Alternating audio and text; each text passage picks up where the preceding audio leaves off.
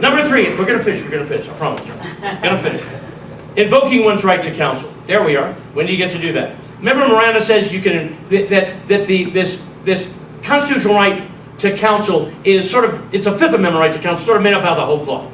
You can just, if once you're the suspect, they have to tell you, you have a right to remain silent as anything we ask you. Edwards was the first case where somebody said, I want an attorney. And they said, look, if you ask for an attorney, all further intercourse between the police and the accused must cease. Minnick comes along, and what the guy does is, he has, he's got a lawyer.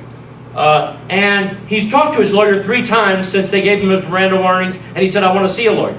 So he's seen the lawyer, they come back, and Mirandized him against okay, I'll wait. And the Supreme Court said, no, once you've gone to that second level of Miranda rights, once you've invoked that right, counsel has to be present for you to waive it.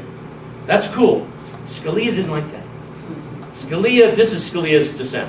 While every person is entitled to stand silent, it is more virtuous for the wrongdoer to admit his guilt. We should then rejoice at an honest confession, rather than pity the poor fool who has made it. And we should regret the attempted retraction of that good act, rather than seek to facilitate and encourage it. To design our laws on premises contrary to these is to abandon belief in either personal responsibility or the moral claim of just government to obedience.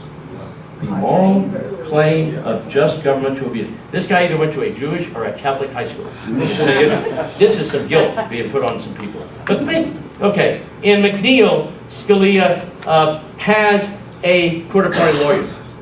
And they question him about an offense other than the offense for which he has the lawyer. And Scalia gets his revenge. He says, that lawyer was a Sixth Amendment lawyer. He was appointed specifically in that case. You needed a Fifth Amendment lawyer that protects you from all cases. Therefore, you had no Miranda rights as to that particular case they question you about, because your Sixth Amendment lawyer, he didn't get appointed to represent you in everything, just that one case. Well, Cobb versus State comes along in Texas.